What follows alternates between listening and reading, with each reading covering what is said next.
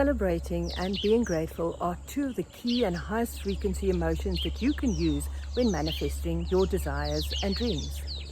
We've been traveling 2 days now and have arrived in central Namibia for a family celebration, my nephew's wedding. And what better event to amplify my own desire for a love partner. Join me as I tell you about this principle, which I actually just recently learned about, and how I'll be using it, and just maybe it'll inspire you to celebrate more things in your life as you manifest your dreams and desires. I'm the Forest Fairy. Welcome to my corner of the woods, where I'm rebuilding, revamping, redesigning a magical life, and hopefully inspire you to gather your own fairy dust. Hello everybody, hope you're having a fabulous week.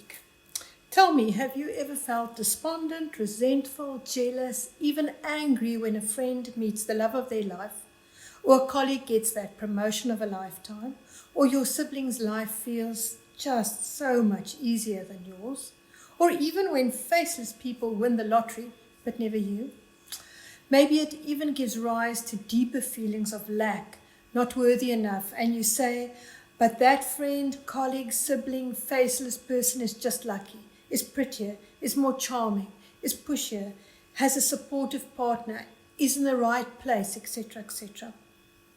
But last year I learned that viewing the successes and achievements of others this way was detrimental and not helping my case at all.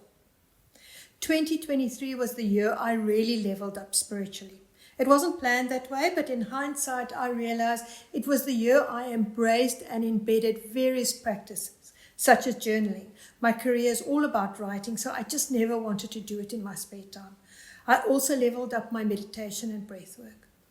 This doesn't mean I've reached nirvana, but 2023 gave me a solid foundation to build on. I seem to level up one area of my life per year. In 2021, I moved from the city to the Overberg. In 2022, I got the opportunity to realize I have to be authentically me when I'm in a relationship. And 2023 was about my spiritual life. I know many of you probably level up in many of the areas all at once and a lot quicker, but I'm just a little bit slow like that. One of my absolute aha moments last year was when the Stardust workshop presented by the beautiful mystic and medicine woman, Audra from Copperlight House. Audra says, celebration is the highest frequency and includes love, joy, and happiness. Powerful words. She explained the importance of celebrating others, things, places, and opportunities.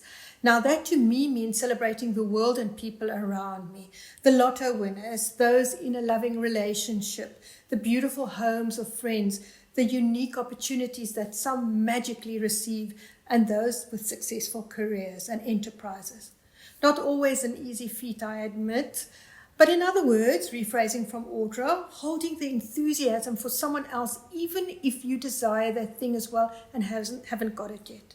You tap into that enthusiasm and excitement and then amplify your own desire or dream in that moment. You can say, I can't wait for it, or I look forward to the moment when ... And then, but this is also a topic for another conversation, you let go of your attachment to what the outcome should be, saying, this, my desire, or something better. And I have to be mindful that maybe my preconceived ideas, my desires, will manifest in a different form. Andrew and Janke's wedding was held about 30 kilometers south of Windhoek, the capital of Namibia, at a beautiful open-air chapel. It has the most gorgeous gardens filled with trees, roses, and one of my most favorite flowers, the butterfly bush. It was a wonderfully special occasion for the son and I to attend my sister's son's wedding, as we're a small, close-knit family who unfortunately live far from each other. While waiting for the bride to arrive, we watched storm clouds gathering with bated breath. And just before she was due, the heavens opened and it poured. But luckily, just as quickly as it started, it stopped and the ceremony proceeded without further ado. So how do I use this practically? Well, at the wedding, I cashed in on the joyous moments, the walking in of the bride, the I do's, the kiss, of course, and the moments during the reception. I felt their joy and the joy of the people around me, and I built the anticipation on this for the time when moments and joys like these would be mine. I gave thanks as well. A couple of months later, I'm still single, but I'm aware that manifestation does not always work according to our timelines, and I'm also working on some of my own not so good beliefs. But I continue to seek things to celebrate and expand my own dreams. Like when I moved back into my little rented cottage, I used that excitement to visualize moving into my very own home again. Gratitude, on the other hand, is the gateway to manifestation. This thought was emphasized by Audra as well as many other teachers and mentors and coaches, and I'm sure you've heard it.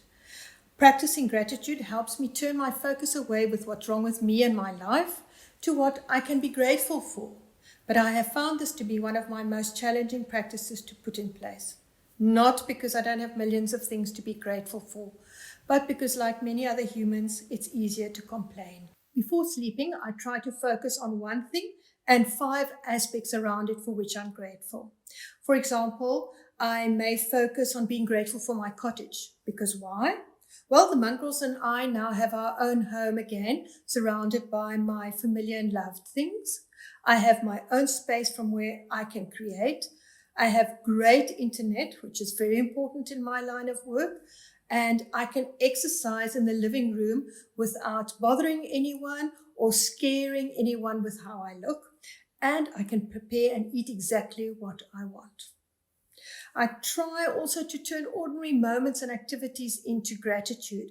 Sitting on my stoop with a cup of tea when I sink into that cold water in my special rock pool at the beach, or biting into a delicious summer peach. Just small things.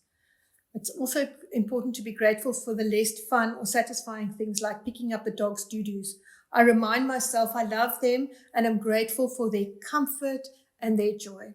And as you practice gratitude, you'll see even more to be grateful for. Can you think of moments where you could use these 2 key frequencies to help manifest your dreams and desires? Are there any celebratory moments you could piggyback on your dreams on, and how can you turn your daily activities into gratitude moments? It was wonderful talking to you again. Look out for more conversations on rebuilding, redesigning, and revamping a magical life. And until next time, goodbye.